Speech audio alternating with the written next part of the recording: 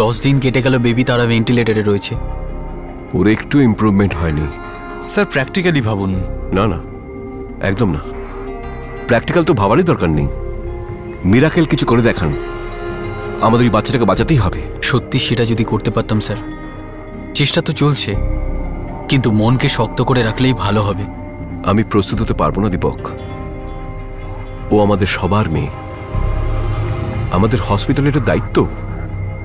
আমি বুঝতে পারছি স্যার, কিন্তু আমরা যদি এইভাবে ইমোশনাল ভাবে কাজ করি তো আমাদের হাত কেঁপে যাবে।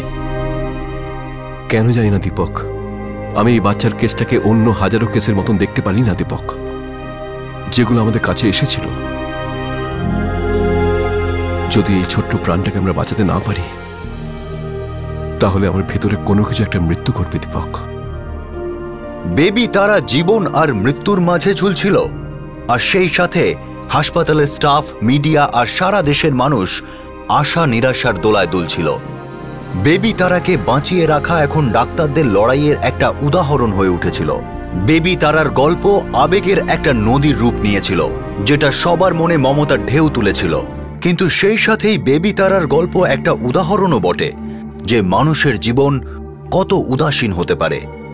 একদিকে এই কেস সারা দেশকে আশা আর হতাশার সুতোয় বেঁধে এক করে দিয়েছিল, আর অন্যদিকে এই কেস আয়না হয়ে উঠেছিল আমাদের দেশে চলা ঘৃণ্য হিউম্যান ট্রাফিকিং, মানে মানুষ বিক্রির অবৈধ ব্যবসার, যেখানে মানুষের সম্মান আর অধিকার দুটোকেই নষ্ট করে দেওয়া হয়। এই কেসে এখন অনেকগুলো প্রশ্ন উঠে এসেছে। প্রথম প্রশ্ন হলো যে বেবি তারা কবে আর কিভাবে দিল্লিতে পৌঁছলো, সে তার মা জরিনা শেখের থেকে কিভাবে আলাদা হলো, আর তার ভাই বোন কোথায়, আর বেবি তারার মা জরিনা শেখ শেষ পর্যন্ত রাজস্থানে কি করে পৌঁছলো। আমরা 24 ঘন্টা ঝুনঝুনুতে পুলিশের সঙ্গে যোগাযোগ রাখছি। ওরা ওখানকার সমস্ত এলাকা খুঁজে দেখছে। আশা করছি খুব শীঘ্রই বেবি তারার মা জরিনা শেখকে খুঁজে বার করবে। কিছু জানা গেল জরিনা রাজস্থান কি করে পৌঁছলো? আমরা মিনাকে আবার জিজ্ঞাসাবাদ করছি। সহজে মুখ খোলার মতো মহিলা নয় ও, কিন্তু ওই একমাত্র পথে ট্রাফিকিং চক্রের সন্ধান পাওয়ার। চক্রের সব জাল ছিঁড়ে ফেলো ইন্সপেক্টর, ভেঙে ফেলো ওদের সমস্ত অপারেশন। আর হ্যাঁ, বেবি তারার ভাই বোনেদের খুঁজে বের করো যত তাড়াতাড়ি সম্ভব। সেটাই আমাদের প্ল্যান ম্যাম। আর ওই নাদিমের কি খবর, যে রানীকে ব্যবহার করেছিল? ও আজমিরে আছে। আমরা সমানে ওর ফোন ট্র্যাক করছি, কিন্তু ও নিজের সিম বদলে ফেলছে। ও এখন ওর স্ত্রী মুমতাজের সঙ্গে যোগাযোগ করেনি। ওর ট্র্যাকিং এ গাফিলতি করো না ইন্সপেক্টর। আর আমার রানীর বাবা মাকেও চাই যত তাড়াতাড়ি সম্ভব, কেননা ও একটা বাচ্চা যার ওপর সমস্ত রকমের শোষণ হয়েছে। রানী আপাতত জুভেনাইল হোমে আছে। ওর ওপরে কোনো কেস হবে না। বেবি তারার ভাই বোনরা কোথায় আছে? আমি জানি না স্যার। ঠিক আছে, এখন যে জিজ্ঞাসাবাদ করার আমাদের লেডি কনস্টেবল করবে। হাবিলদার রাধাকুমারী, ইয়েস স্যার। নিয়ে যাও একে, যা করতে হয় করো। একটা কথা মনে রাখবে, ততক্ষণ একে মরতে দেবে না যতক্ষণ না সব সত্যি বলে দিচ্ছে। নিয়ে যাও। স্যার, স্যার আমার সঙ্গে এরকম করবেন না স্যার, আমি বয়স্ক মহিলা। স্যার, স্যার এমন করবেন না স্যার, আমি আপনার মায়ের মতো স্যার। মা শব্দের মানে জানো তুমি? এক ফোঁটা মমতা আছে তোমার মধ্যে? জঘন্য দালাল! আমি তোমাকে প্রায়শ্চিত্ত করার সুযোগ দিচ্ছি আর আমার সঙ্গে দালালির চাল চালছো তুমি। যন্ত্রণা দেবে একে, নুন লঙ্কার যন্ত্রণা দেবে এই ডাইনিকে। নিয়ে যাও। আফজাল আর আসমা। কে?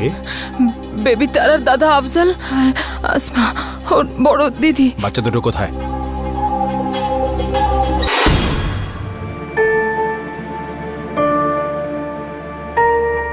আমি এই মেয়েটাকে নিয়ে কি করব? এদিকে আয়। 6 বছর বয়স, বাড়ি ছোটখাটো কাজ করে দেবে, আর যখন বড় হয়ে যাবে আমি তখন এসে নিয়ে যাবো ওকে। কিন্তু আমার সাথে কি থাকবে? আরে থাকবে না কেন, দিনে 2-1 বার কিছু খাইটেই দিস, আর মনে করে 2-1টা চড় অবশ্যই মারবি, তাতে একদম ঠিকঠাক থাকবে দেখবি। এই আসমা, চল আমার সাথে। ছাড়ো আমাকে, আমি যাব না। আমার বোনকে কোথায় নিয়ে যাচ্ছ? এই যে বোনের দাদা, চড় মেরে দাঁত ফেলে দেবো তো। আমার বোন কোথায় যাচ্ছে? যেখানে যাচ্ছে সেখানে ওর ভবিষ্যৎ তৈরি হয়ে যাবে, বুঝেছিস? আমাদের মা কোথায়? তোদের মা যেখানে আছে খুব সুখী আছে। প্রাণ তো বার করে নিচ্ছিলি তোরা, রক্ত চুষে খাচ্ছিলি ওর। রাক্ষস কোথাকার, দাঁড়িয়ে কেন? যা এই টিকটিকিটাকে নিয়ে যা। আমার বোনকে নিয়ে যাও না, নিয়ে যাও না আমার বোনকে। আমাকে ছেড়ে দাও, আমাকে ছেড়ে দাও বলছি। চল চল চুপ চল।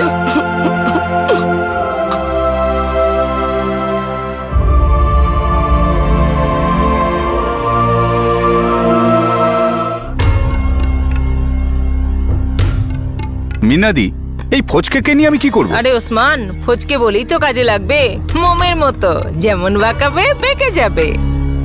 ঠিক আছে, এর জন্য 2500 দেবো। 2500? চলো ঠিক আছে, তোরও মনে থাকবে সস্তায় একটা দামও মেরেছিলি। এসব বলো না মিনাদি, এমনিতেই তো এ তোমার কোনো কাজে লাগবে না, একে ফোকটেই দিয়ে দিতে। ওসমান, ফকরে তো আমি এর লাশও দেবো না, নিয়ে যাও ওকে।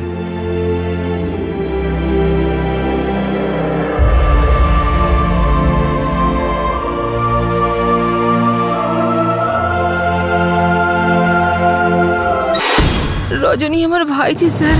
এখন কোথায় আছে? মুজফ্ফরপুর, বিহারে। আরে ওসমান? দিল্লিতে থাকে স্যার। ওর ব্যাপারে বিশেষ কিছু জানি না। একবার ওর সাথে স্টেশনে দেখা হয়েছিল, মজুর খাটার জন্য ছেলে খুঁজছিল স্যার। স্যার, আমি মুজফ্ফরপুরে একটা টিম পাঠিয়ে দিচ্ছি আসমার সন্ধানে। খোঁজ নাও ঝুনঝুনি পুলিশ জারিনা শেখের সন্ধানে কদ্দূরে গিয়েছে।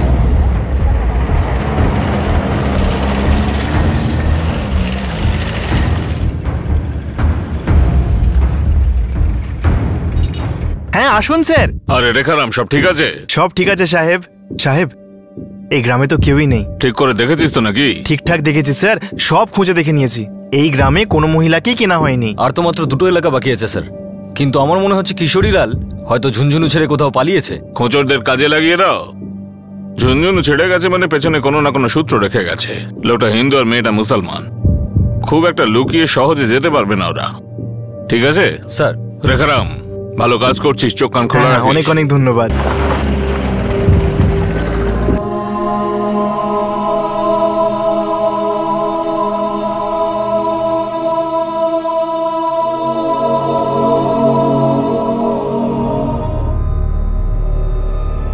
কি 2 লাখ টাকায় ফেরত নিয়ে নেব? আমার কি মাথা খারাপ? হ্যাঁ, আজকাল কচি কচি ফুল 1.5 লাখ টাকায় আসছে কিশোরীলাল ভাই। হ্যাঁ, কিন্তু সরিতা, আমার কাছেও মাত্র 1 মাস আছে। আরে 1 মাসে পুরো 30টা দিন হয়। হ্যাঁ, আর আমি ঠিক জানি আপনি একটা দিনও ছাড়েননি, না দিন দেখেছেন আর না রাত। কিন্তু এটা তো আমাকে সম্পূর্ণ ঠকানো হয়েছে। কেন? পুরো 3 লাখ টাকা দিয়ে কিনেছিলাম আমি ওকে। তখন তো তুমি বলনি যে ও 3টে বাচ্চার মা। বাসি মাল আমার গলায় ঝুলিয়ে দিয়েছিলে, এখন তুমি ওর জন্য 2 লাখও দিচ্ছ না। এটা তো একদম অন্যায় করা হচ্ছে। তখন তো ওই আগুন আপনার ভালোই লেগেছিল, আর এখন এই দুঃখের কান্না আমার সামনে বন্ধ করুন, দেখছি কোনো খদ্দের পাই কিনা। একটু তাড়াতাড়ি করো সরিতাদি। জারিনা তার কোনো মজা নেই, ও শোয় কম, কাঁদে বেশি। সারাক্ষণ নিজের 3টে বাচ্চার জন্য কেঁদে কেঁদে আমার নেশার একবারে 12টা বাজিয়ে দেয়। আরে আমার জন্য তো কোনো নেশার জিনিস ব্যবস্থা করে দিন, একটু সুপারি তো খাওয়ান।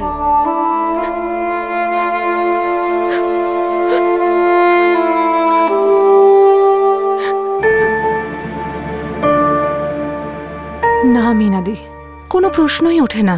কেউ আমায় বিয়ে করলে আমার সন্তানদের মেনে নিতেই হবে। জারিনা, এমন রাজকন্যা সাজিস না, বুঝলি? নতুন করে জীবন শুরু করার এমন সুযোগ আর পাবি না। শোন জারিনা, কিশোরীলাল খুবই ভদ্র আর দয়ালু লোক। ওর পিসি বলেছে তোর বিয়ে হলেই ও তোর 3 সন্তানকেই রাজস্থানে নিয়ে চলে যাবে, তারপর থেকে তুই আনন্দে সংসার করিস।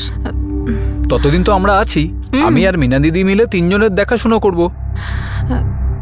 জারিনা, আমার উপর ভরসা আছে তো?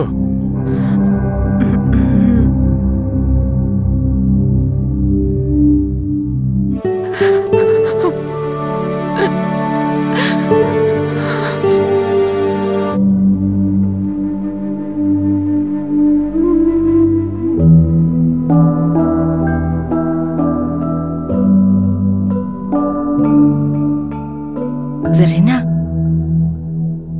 অভিনন্দন মিনাদি। আপনাকেও সরিতা দিদি। জারিনা মা, তুই একদম চিন্তা করিস না, এ তো শুধু রীতি রেওয়াজ। তোর ধর্ম আর তোর নিজের পুরো খেয়াল রাখবে আমাদের কিশোরীলাল।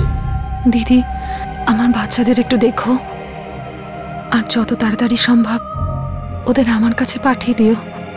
জারিনা, এসব কি বলতে হয় নাকি? তোর সন্তান তো আমারও সন্তান, কয়েক সপ্তাহ পরেই তোর কাছে পৌঁছে দেব।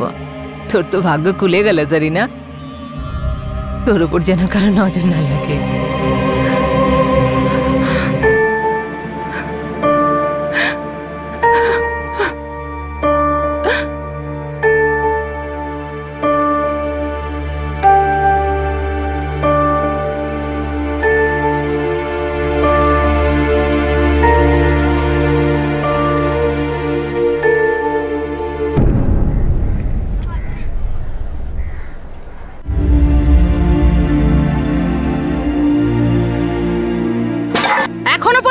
হয়নি? এই আসমার বাচ্চা, তাড়াতাড়ি হাত চালা। আর ঝামেলা করলে না জল পর্যন্ত পাবি না। খাওয়া তো ভুলে যা, তাড়াতাড়ি হাত চালা।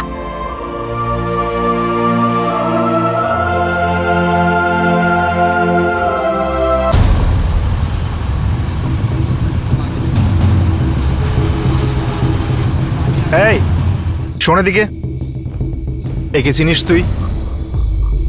এ তো ঝগড়ুটে রজনী। ও থাকে কোথায়? এই সাহেব, এই গলিটা দিয়ে গিয়ে 4 নম্বর বাড়ি। আচ্ছা চলো।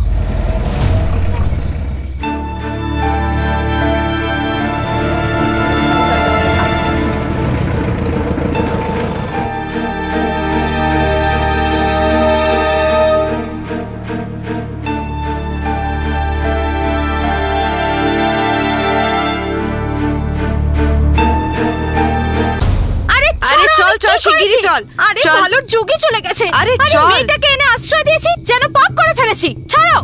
এই মেয়ে এদিকে আয়। এদের বল, তোর নাম আসমা তো? তোমার নাম আসমা? হ্যাঁ। মোবাইলের ফটো তোলো আর দিল্লির সাহেবদের এমএমএস করো। Yes sir. এবার তো আমাকে ছেড়ে দাও সাহেব। তোকে তো কিছু বছর পরেই ছাড়া হবে রজনী, একে থানায় নিয়ে চলো। চল। আরে ছাড়ো আমাকে।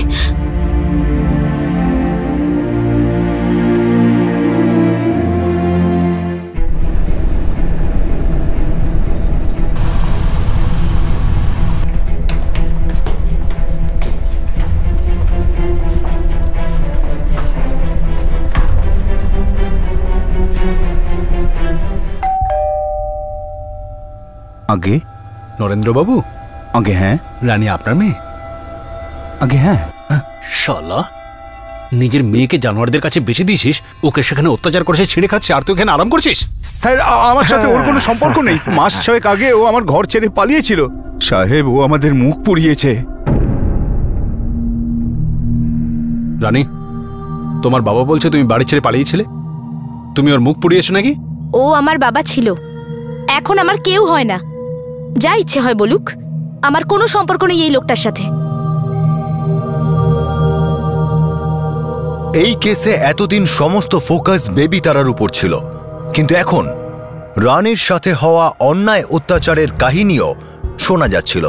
মা মরা মেয়ে রানীকে তার বাবা নরেন্দ্র প্রায় নিজের বোনের বাড়িতে পাঠিয়ে দিত, যাতে তার মাথার উপরে রানীর লালন পালনের বোঝা না থাকে। রানীর পিসির নিজের ভাইজির উপর বিশেষ টান ছিল না। সে মাত্র 16 বছরের রানীকে এমন একজন লোকের হাতে তুলে দিল যে গাজিয়াবাদে ওর বিয়ে দেবার কথা দিয়েছিল, কিন্তু সেই লোকটা রানীকে ধর্ষণ করেছিল আর তাকে দিল্লির জগৎ এবং মধুর হাতে তুলে দিয়েছিল, যারা প্রস্টিটিউশনের র্যাকেট চালাতো। যদিও বেবি তারার দুর্দশার জন্য রানীকেই দায়ী করা হচ্ছিল, কিন্তু এই কথাটাও একদম সত্যি যে শুধু রানীর জন্যেই দিল্লি পুলিশের নাকের ডগায় চলতে থাকা ফ্লেশ ট্রেডের কথা জানা গিয়েছিল।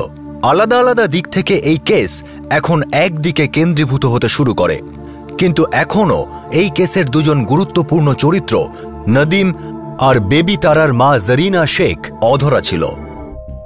স্যার, আজমের পুলিশ নদীমকে খুঁজে পাচ্ছে না, মনে হয় পালিয়েছে ওখান থেকে।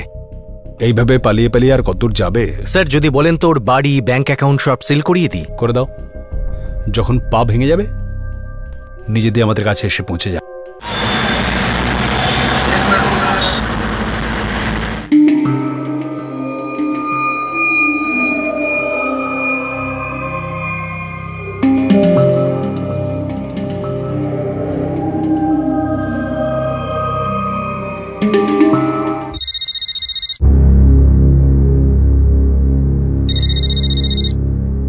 হ্যালো হ্যালো, মুমতাজ, আমি নদীম বলছি। কে নদীম? খোদার জন্য এমন বলো না, এমন বলো না। কুকুরের মতো অবস্থা হয়ে গেছে আমার মুমতাজ। প্রার্থনা করব তোমার কুকুরের মতো মৃত্যু হোক নদীম। তোমার জন্য সব নষ্ট হয়ে গেছে। আমাদের বাচ্চাটা আর বাঁচবে না। আমাদের বাড়িও কেড়ে নিয়েছে, সব কিছু শেষ হয়ে গেছে। আমি মুম্বাই যাচ্ছি মা বাবার কাছে। তুমি বাঁচো বা মরো আমার যায় আসে না। মুমতাজ, আমার কাছেও আর কিচ্ছু বেঁচে নেই। আরে খাওয়ার টাকা পর্যন্ত নেই আমার কাছে। তুমিই বলো মুমতাজ, আমি কি করব? কোথায় যাব মুমতাজ? তুমিই বলো আমি কি করব? তাহলে কোনো দোকান থেকে বিষ চুরি করে নাও বা কোথাও থেকে ঝাঁপ দাও। যা খুশি করো, ভবিষ্যতে আমাকে ফোন করবে না, বুঝেছো? আমাদের মধ্যে আর কোনো সম্পর্ক নেই। মুমতাজ আমার কথা শোনো মুমতাজ।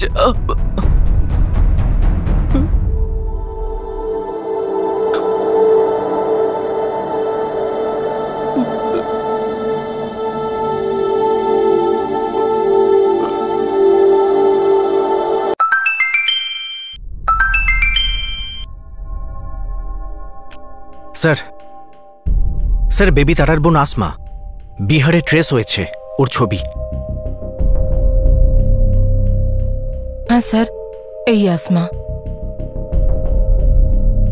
বেবি তারার মা জারিনাকে পাওয়া গেলে তাকে দিয়েও শনাক্ত করাবো। এই জঘন্য মহিলাকে কোনো ভরসা নেই, আবার হয়তো কোনো চাল চালছে।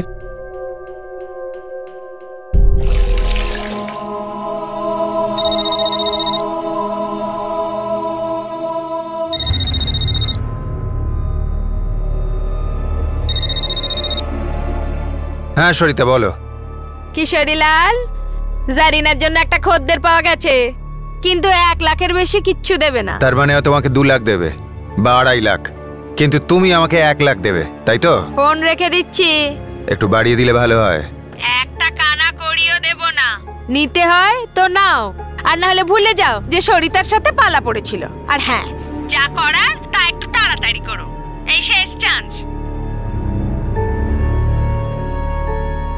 ঠিক আছে, আমি রাজি। বলো কোথায় নিয়ে যাব? কানাই দেবী মন্দিরে এসো, আর হ্যাঁ একটু সাজিয়ে গুজিয়ে নিয়ে আসছি। চল চল আয়, চল ভালোবাসা করবো আয়।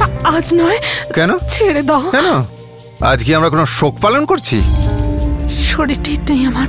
কোনো ব্যাপার না, আস্তে আস্তে ভালোবাসবো। আর এমনিতে এটা আমাদের শেষ মিলন হতে যাচ্ছে। পুরো 3 লাখ উসুল করতে হবে আমাকে 1 ঘন্টায়। চল চল, আরে চল চল।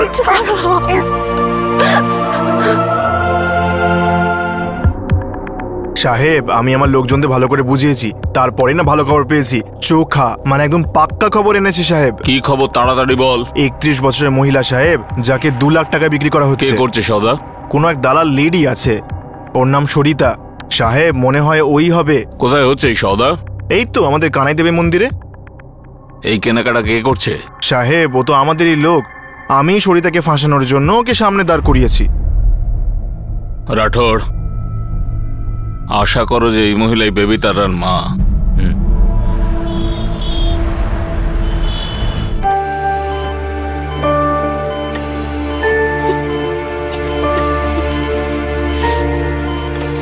হ্যাঁ, এটাই আমার ছোট বোন।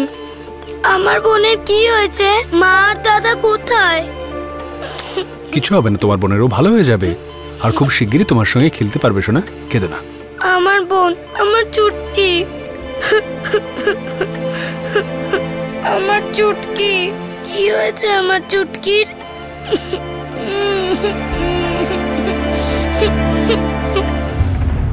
আরে চিন্তা করছো কেন বাপু, এক্ষুনি এসে পড়বে।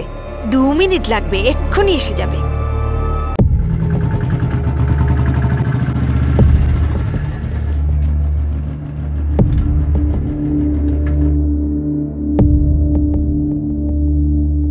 চল।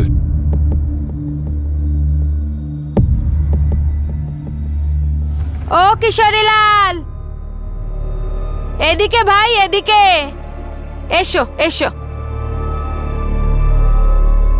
নমস্কার ভাই, নমস্কার। নমস্কার, নাও নিয়ে এসেছি। আরে ভাই সঞ্জীব, দেখে নে, পুরো ধানি লঙ্কা, পাটালি গুড় একেবারে।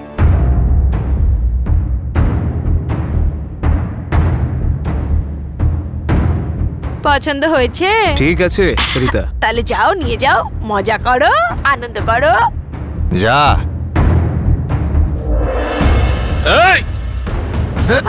আরে ছাড়ো। আরে আরে আরে সাহেব, আপনি দাঁড়ান এখানে। তুই বেরো। ঠিক আছে। আপনি জারিনা শেখ? ভয় পাবেন না, আপনাকেই সাহায্য করতে এসেছি। নিজের বাচ্চাদের সাথে দেখা করতে চান না?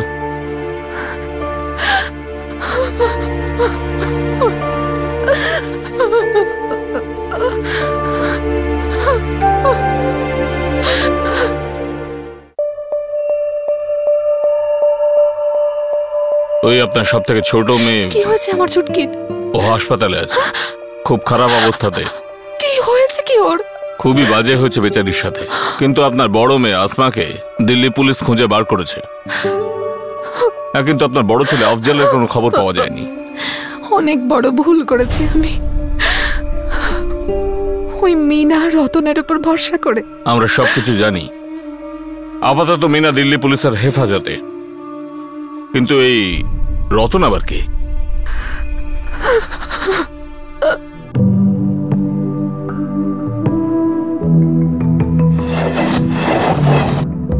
আমার আব্বু মোহাম্মদ নাজিবুল রেলের কর্মচারী ছিলেন। রিটায়ারমেন্টের পর ওনার মর্জির বিরুদ্ধে গিয়ে শাহজাদ হোসেন নামের একটা লোককে বিয়ে করার সিদ্ধান্ত নিই।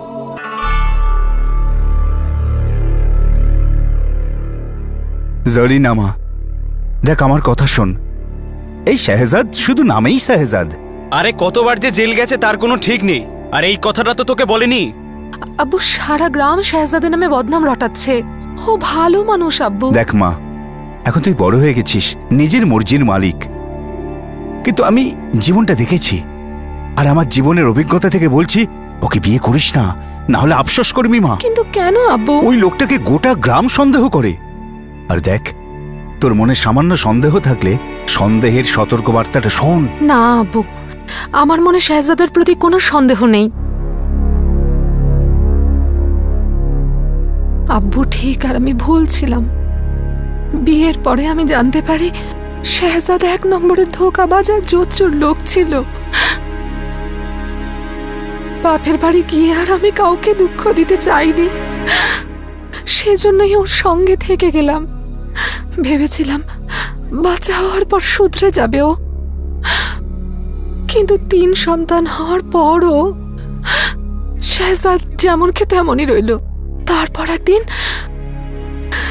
হঠাৎই গায়েব হয়ে গেল, ছেড়ে চলে গেল আমাদের 4 জনকে।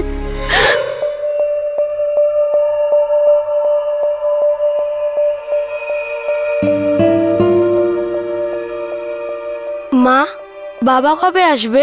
জানি না বাবা, 2 মাস হয়ে গেছে। মা, বাবা না আসলে তাহলে আমরা কি করব? আল্লাহই জানে কি হবে।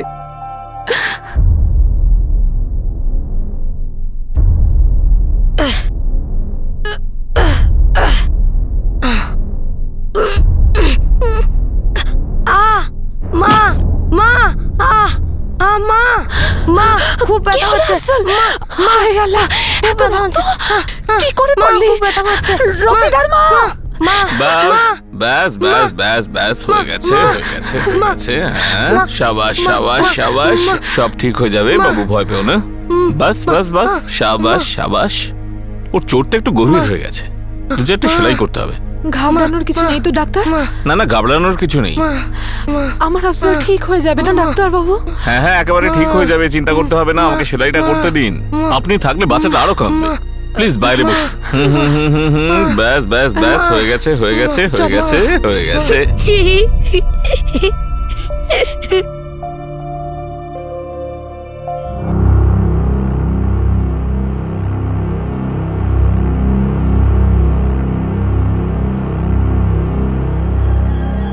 কি দিদি, কোনো সমস্যা হয়েছে? আমার ছেলে আফজাল মাথা ফেটে গেছে ওর। কি করে, কোথা থেকে পড়ে গেছে নাকি? বাড়িতে কৌটো নামা ছিল, ওপর থেকে পা পিছলে গেছে। ডাক্তারবাবু কি বলছেন? সেলাই করতে হবে বলছেন। দিদি আপনি চিন্তা করবেন না, বাচ্চা তো এমন হয়েই থাকে, সব ঠিক হয়ে যাবে। কোথায় থাকেন? এখানেই মুজাফরপুরে? হ্যাঁ, রহমাতুল্লাহ এলাকায়। আচ্ছা, রহমাতুল্লাহ এলাকা। আপনার মেয়েটা খুব সুন্দর, একদম পরীর মতো।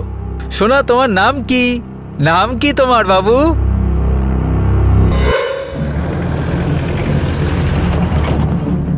রতন সহানুভূতি দেখাচ্ছিল, বাড়িতে আসা শুরু করলো। আল্লাহর কিরে সাহেব, আমি ওর উদ্দেশ্য কিচ্ছু টের পাইনি।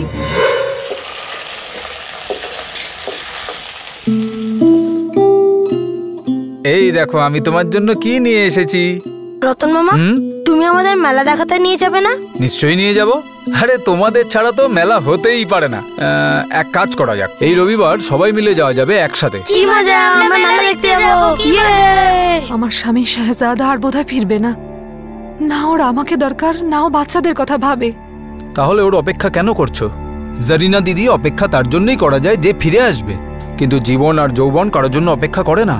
কিন্তু আমার কাছে তো অন্য কোনো রাস্তা নেই রতন ভাই। শোনো জারিনা দিদি, এখানে এই মুজফ্ফরপুরে থেকে কিছু হবে না। ভাগ্য তো বড় শহরে তৈরি হয়। না বাবা না, এই জায়গা ছেড়ে তো আমি কোথাও যেতে পারবো না। অন্য শহরে সবাই অপরিচিত লোক, জানা নেই শোনা নেই। আমার মিনা দিদি থাকে দিল্লিতে। আমার দিদি মানে তোমার দিদি? হ্যাঁ, কিন্তু ওখানে গিয়ে আমি করবোটা কি রতন ভাই? আরে আমার মিনা দিদি তোমার জীবন গড়ে দেবে। ও এরকম কতজনের বিয়ে দিয়ে দিয়েছে, তোমার জন্য একটা সৎ আর ভালো স্বামী খুঁজে দেবে ও। তোমার বাচ্চারা একটা সৎ আর ভালো বাবা পাবে। আমাকে বিশ্বাস করো, সবার জীবন পাল্টে যাবে। জারিনা দিদি, নিজের না হলেও তোমার বাচ্চাদের কথা তো ভাবো। রতন রোজ আমায় বোঝাতো, আর শেষে আমি ওর কথা শুনে দিল্লিতে চলে এলাম। আর তারপর সেটাই হলো, যে বিষয়ে আমি কিচ্ছু জানতাম না। বিক্রি করে দিল আমায়, বেচে দিল 3 লাখে। আমি গরিব হতে পারি, কিন্তু আমার একটা সম্মান আছে সাহেব। লুটে নিল আমার ইজ্জত, ছারখার করে দিল আমার জীবন, ছারখার করে দিল সব।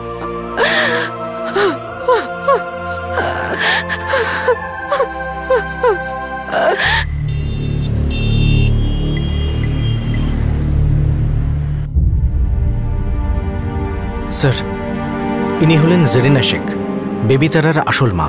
সাহেব, আমার বাচ্চারা কোথায়? আমি তোমাকে তোমার মেয়ের কাছে নিয়ে যাব, ওরা একদম সুরক্ষিত আছে। আর আমার আফজাল?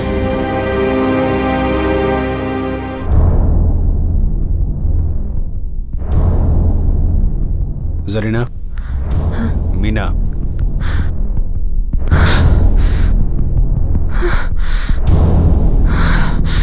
আমরা তোমার মেয়ে আসমাকে তো খুঁজে পেয়েছি, কিন্তু তোমার ছেলে আফজালকে এই মিনা এমন একটা লোকের কাছে বিক্রি করেছে যার কোনো ঠিক ঠিকানা নেই। কোথায় আমার ছেলে? বল, কোথায় আমার ছেলে? বল, আমার বাচ্চাদের সঙ্গে কি করেছিস? বল বল বল, আমি হাত জোড় করছি তোর কাছে। বল বল, তো গলা টিপে মেরে ফেলবো। বল।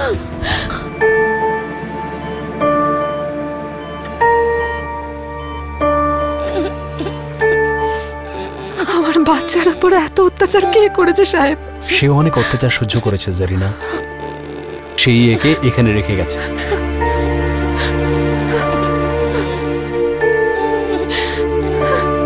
আমার ছুটকি চোখ খুলছে না কেন? এত নল কেন লাগানো হয়েছে ওকে? তোমার ছুটকির অবস্থা ভীষণই খারাপ। আমরা সব রকম চেষ্টা করছি যেন বেবি তারাকে বাঁচিয়ে রাখা যায়। কে বেবি তারা? তোমার মেয়ে।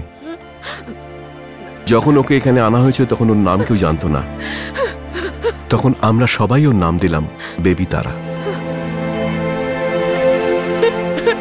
কেঁদো না জারিনা, কেঁদো না।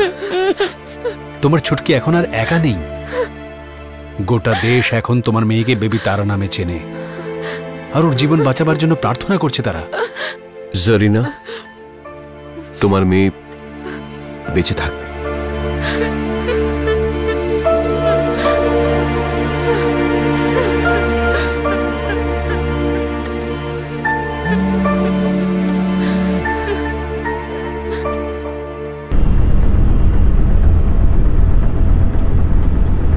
নাদিম দিল্লি রেলওয়ে স্টেশনের কাছে স্পট হয়েছে। খোঁচন নজর রাখছে ওর ওপর। সমস্ত মুভমেন্টের খবর পাচ্ছি আমি। খবর নাও যে সে এখন কোথায় আছে। হ্যাঁ স্যার।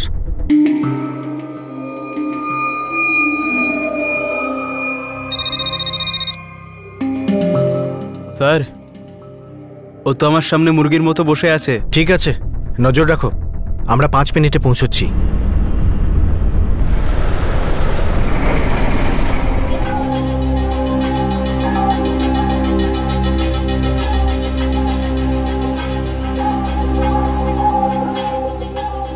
আর সিঙ্গারা খাচ্ছ নাকি?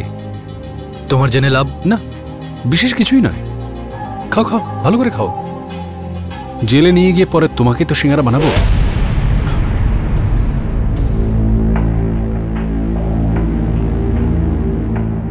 স্যার, আমি দিব্যি করে বলছি, আমি জানি না ওসমান কোথায় থাকে, যার কাছে আমি আফজালকে বেঁচেছিলাম। আর এই রতন, রতন কোথায়? ও মুজফ্ফরপুরেই কোথাও আছে স্যার।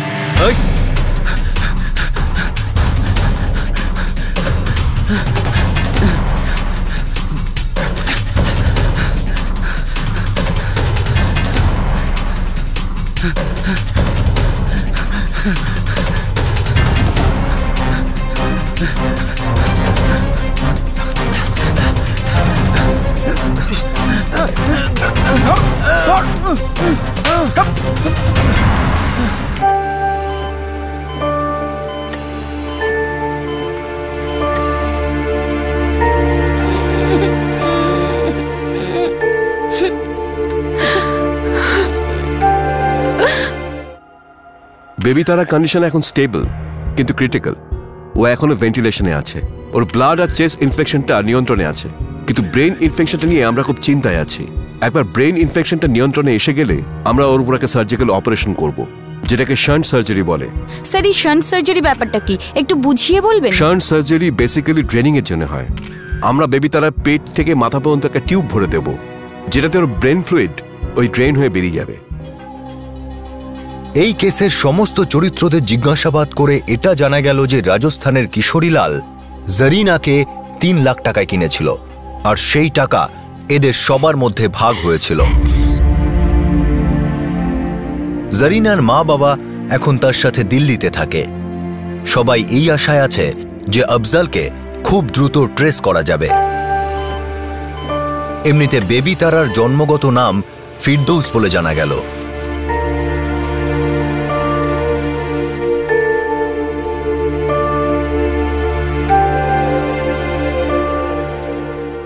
3 বছরের ফিরদৌস ওরফে বেবি তারা এখনো ক্রিটিক্যাল, কিন্তু ডাক্তাররা ওকে বাঁচানোর সম্পূর্ণ চেষ্টা করছে, আর গোটা দেশ ওর জন্য প্রার্থনা করছে। রানীকে জুভেনাইল কারেকশন হোমে পাঠানো হয়েছে, যেখানে সে আবার মানুষকে বিশ্বাস করতে শিখছে। ক্রাইম পেট্রোল দস্তক সারা দেশের মিডিয়া টিমকে স্যালুট করছে, যাদের জন্য বেবি তারার দুঃখজনক গল্প সামনে এলো, আর তাদের জন্যই পুলিশ আর প্রশাসনও কঠোর পদক্ষেপ করতে বাধ্য হলো। দিল্লি পুলিশকে স্পেশাল স্যালুট, যারা দোষীদের ধরতে চেষ্টার কোনো ত্রুটি রাখেনি। এমন একটা সময় ছিল যখন সবার রাগ 16 বছরের নির্যাতিতা রানীর উপর ছিল, আর হয়তো বেবি তারার মা বাবার উপরেও, কারণ অনেকেরই মনে হয়েছিল যে মা বাবা বাচ্চাটাকে কোথাও ফেলে গিয়েছিল।